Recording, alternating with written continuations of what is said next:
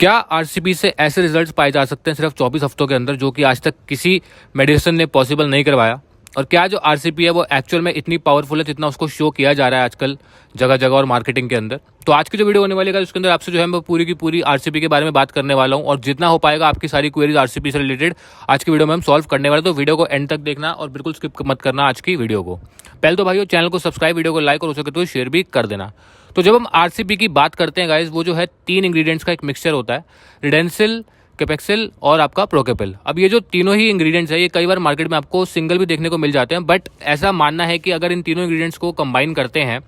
तो यहाँ पर जो रिजल्ट है वो काफ़ी अमेजिंग निकल के आता है। इनफैक्ट ऑनलाइन जो है काफ़ी सारी ऐसे रिजल्ट्स भी पब्लिश्ड हैं, ऐसे रिपोर्ट्स भी पब्लिश्ड हैं जहाँ पर ये जो मेडिसिन है इसकी पावर का डिस्कशन किया गया है, और कई डॉक्टर्स जो हैं इसको अल्टरनेट मेडिसिन के तौर पर भी आपको प्रिस्क्राइब कर देते हैं। अगर कई लोग जो है डॉक्टर के पास जाकर ये बोलते हैं कि हमें मिनॉक्सिडिल नहीं चाहिए या हमें फिनेस्टाइड नहीं देना, तो डॉक्टर जो है इस मेडिकेशन के ऊपर भी डाल देता है। बट क्या ऐसा करना सही है, और क्या ये जो मेडिसिन है ये एक फ्यूचर प्रूफ और एक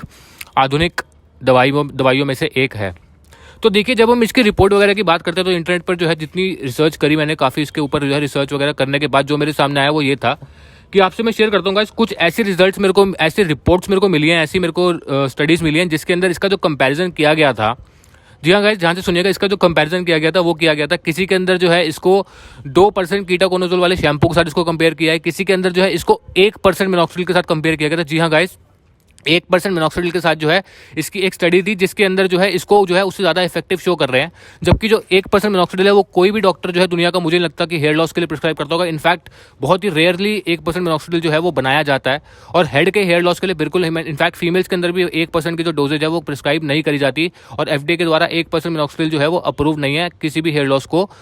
रिग्रोथ प्रोवाइड करने के लिए। तो यहाँ पर ये जो स्टडीज़ वगैरह मैं पढ़ रहा था इसके अंदर, और कई स्टडीज़ के अंदर जो है यहाँ पर जो इन्होंने एप्लीकेशन जो है इसकी, जो एप्लीकेशन जो इन्होंने प्रिस्क्राइब, यानी कि जो इसकी दवा की डोज है इसकी, इसको लेने की जो है वो तो सही थी, बट जो जिस मेडिसिन से इसको कंपेयर कर रहे थे, यानी कि अगर इसको मिनॉक्सिडिल से कंपेयर कर रहे थे, मिनॉक्सिडिल की जो डोज है वो 1 बार 2 दिन में कर दी, या फिर 2 बार जो है 3 दिन में, इस टाइप की जो है रैंडम डोजेज जो है स्टडी के अंदर। अब ये आप इसमें नोट कर सकते हैं कि किस तरीके से जो है यहाँ पर एक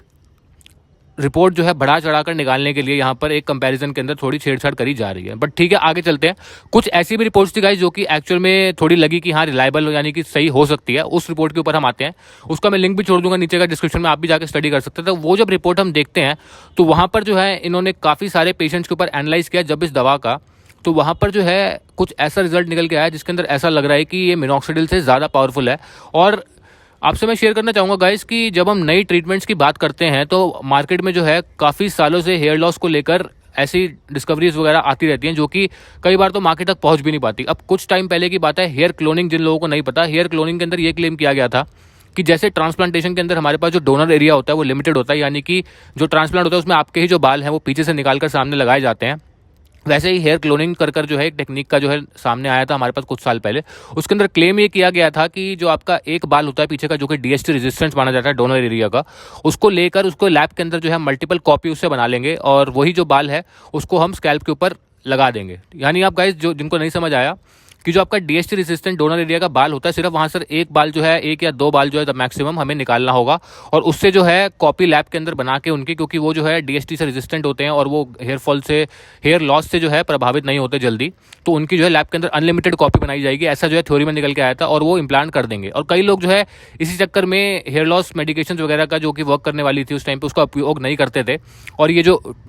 थ्योरी वाली मेडिसिन होती है जो कि अभी तक आई भी नहीं मार्केट में, इनके भरोसे बैठे रहते थे, और एंड रिजल्ट ये होता था कि बाल लूज करने पड़ते, क्योंकि 5-10 साल 15 साल निकल जाते हैं और कोई मेडिकेशन जो मार्केट में वो नहीं आ पाती। तो ऐसा जो है होने के बावजूद भी इतने ज़्यादा हाई क्लेम्स क्यों किए जाते हैं? अब देखिए गाइज, अगर हम आरसीपी की बात करते हैं तो यहाँ पर जो है कई डॉक्टर्स जो है यहाँ पर कोशिश कर रहे हैं इसका पेटेंट लेने की। अब पेटेंट की अब बात करते हैं तो पेटेंट क्या होता है गाइज? पेटेंट ये होता है कि अगर किसी भी जो आपका मैन्युफैक्चरर होता है उसको किसी दवाई का पेटेंट मिल जाता है तो उसके पास जो है कंप्लीट उसका राइट होता है कि वो जो है उस मेडिकेशन को कुछ निम्नलिखित, कुछ मतलब एक डिटरमाइंड टाइम के हिसाब से उसको प्रोड्यूस कर सकता है। यानी अगर किसी को 10 साल का पेटेंट मिलता है तो 10 साल तक जो वो मेडिसिन है खाली वही प्रोड्यूस कर सकता है, उसके अलावा कोई प्रोड्यूस नहीं करेगा। तो इसमें आप सोच सकते हैं कि कितना एक बड़ा बिजनेस हो सकता है अगर जो है, अगर हम मिनॉक्सिडिल ले लेते हैं तो मिनॉक्सिडिल का पेटेंट किसी के पास, बहुत पहले की बात है, खैर अब तो टाइम हो गया मिनॉक्सिडिल को मार्केट में, जब उसका पेटेंट किसी कंपनी के पास था और सिर्फ वो बना सकती थी, तो उसकी जो मोनोपोली थी मार्केट में काफ़ी स्ट्रांग हो जाती है। तो ये भी एक रीज़न होता है कि कई जो डॉक्टर्स वगैरह हैं वो बहुत ज़्यादा जो है आपको कोशिश करते हैं इन्फ्लुएंस करने की इन सब नई मेडिकेशन से, क्योंकि उनके वहाँ पर जो है चल रहा होता है किसी तरीके से उसका पेटेंट हथियाने का, और उसके बाद जो है बंदा डिपेंडेंट जब हो जाता है तो उसकी जो फ़ायदा है वो सीधा सीधा डॉक्टर के पास या फिर उसके मैन्युफैक्चरर के पास पहुँचता है, क्योंकि पेटेंट अगर किसी और कोई और मैन्युफैक्चर नहीं कर सकता वो दवाई, तो सारा प्रॉफिट जो सिर्फ एक कंपनी ही उठा सकती है। बट जब हम अपनी जो चलने आने वाली मेडिकेशन जो कि आजकल जो कि FDA के द्वारा अप्रूव्ड है उनकी बात करते हैं, फिनेस्टेड हुआ, मिनॉक्सिडिल हुआ, इनका जो है कोई भी पेटेंट जो है नहीं है। कुछ साल पहले तक था, वो एक्सपायर हो गया था। तो अब ये जो दवाइयाँ हैं ये कोई भी मैन्युफैक्चर बना सकता है, और इससे जो है सीधा सीधा फायदा कंज्यूमर के होता है, क्योंकि आप जो है किसी भी रेट पर जो है आज के टाइम में इंडिया में फिनेस्टेड परचेज कर सकते हैं। इनफैक्ट मैंने 80 रुपये महीने की भी फिनेस्टेड जो है मार्केट में अवेलेबल देखी है, और 80 से लेकर 300 तक की रेंज आती है। तो आपको जैसी पॉकेट आपकी सूट करती है आप उसके हिसाब से जा सकते हैं। अब आते हैं कि क्या आपको RCP की तरफ देखना चाहिए। अब देखिए, अगर मैं अपनी ओपिनियन बताऊं तो जो इसकी रिपोर्ट्स वगैरह मेरे को मिली है उनमें से मेरे को इक्की दुक्की रिपोर्ट होंगी जो कि मेरे को लगा कि इनके ऊपर भरोसा किया जा सकता है। तो उनके हिसाब से हाँ, बिल्कुल यहाँ पर जो रिजल्ट है वो बहुत अमेजिंग लग रहे हैं। बहुत ज़्यादा आधुनिक मेडिकेशन ये सामने आ रही है। बट कुछ चीज़ें जो सामने ध्यान देने वाली वो ये है कि एक तो इसको जो लगाने का तरीका है वो ऑलमोस्ट मिनॉक्सिडिल जैसा ही है, और एक बड़ी बात, अगर हम इन दोनों की साइड इफेक्ट प्रोफाइल कंपेयर करते हैं, यानी दोनों में जो है अगर हम साइड इफेक्ट का एक कंपैरिजन करते हैं दोनों में से कितने साइड इफेक्ट आएंगे, तो ऑलमोस्ट जो है सिमिलर मेरे को एक साइड इफेक्ट की प्रोफाइल देखने को मिली है। दोनों में ही जो है सेम टाइप के side effect, burning of eyes, irritation of scalp और एलर्जी वगैरह, ये सब देखने को मिला है दोनों में ही। अब कई लोग होते हैं जो कि नेचुरल अप्रोच के इस तरफ जाना चाहते हैं, तो वो लोग जो है उनको जो है डॉक्टर भी और वो खुद भी जो RCP की तरफ जा सकते हैं। बट मेरे को अगर एक सेफ्टी प्रोफाइल, अगर सेफ्टी कंसर्न से भी मैं देखता हूं तो मिनॉक्सिडिल को आपको मैं बता दूं गाइस 1985 की मेडिकेशन है, और उसके बाद से वो मार्केट के अंदर है। इनफैक्ट उससे पहले उसके ऊपर रिसर्च चल रही है। तो आप देख सकते हैं कि जो एक मिनॉक्सिडिल है वो कितने सालों से मार्केट में रह चुकी है। और वहीं पर अगर हम फिनेस्टेड की बात करते हैं तो उसको भी अब जो है ऑलमोस्ट 25 साल हो चुके हैं मार्केट के अंदर आए हुए। उससे पहले भी वो आ गई थी, बट किसी और चीज़ के लिए ट्रीट होती थी। तो इन दोनों मेडिकेशन की जो हमारे पास एक सेफ्टी की इन्फॉर्मेशन है वो काफ़ी ज़्यादा है किसी भी नई और आधुनिक मेडिकेशन से रिलेटेड। बट इसका ये मतलब नहीं है कि हम इसी के ऊपर ही बैठे रहें। हाँ, अगर जो RCP के रिलेटेड रिजल्ट्स है, अगर मेरे को उसके लिए कोई अच्छी स्टडी मिलती है, या फिर अगर कल को मैं मिनॉक्सिडिल डिपेंडेंट मेरे को जो रिजल्ट है मिनॉक्सिडिल वगैरह से आने बंद हो जाते हैं, तो मैं ज़रूर इसके ऊपर जाने का सोच सकता हूँ। बट अभी के लिए जो है मैं पर्सनली जो है उन्हीं ट्रीटमेंट के ऊपर स्टिक करूँगा जो कि मेरी पॉकेट के ऊपर भी सही बैठती हैं, और ना ही उसके अंदर कोई मेरे को रिस्क है साइड इफेक्ट वगैरह होने का कंपैरेटिवली ज़्यादा। अब गाइस, कोई भी चीज़ नेचुरल होने का ये मतलब नहीं होता कि आपको जो है वहाँ पर साइड इफेक्ट होगा ही नहीं। गाइस, नेचुरल प्रोडक्ट्स जो है, अब आप ये देखिए कि जो आप स्मोकिंग करते हैं टबैको है वो भी तो नेचुरल है। अब हालांकि उसको बर्न किया जाता है, उससे साइड इफेक्ट होते हैं। तो ऐसे साइड इफेक्ट जो है नेचुरल चीज़ में ना हो, ऐसा देखिए, ऐसा कोई गारंटी नहीं होती। हाँ, थोड़ा अगर हम एक ओवरऑल देखते हैं तो उसमें जो है कम निकल के आता है, बट ऐसा कोई रिस्क प्रोफाइल इतना ज़्यादा आप लेकिन मान के नहीं चल सकते कि आपको जो है बिल्कुल ही साइड इफेक्ट नहीं होंगे। और इनफैक्ट ये लिस्टेड साइड इफेक्ट है जो मैंने आपको बताया RCP के।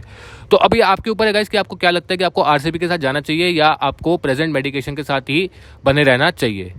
भाइयों, चैनल को सब्सक्राइब कर देना, वीडियो के नीचे कमेंट में बता के जाना कि आपको आज की वीडियो कैसी लगी। Thanks for watching guys, have a great day.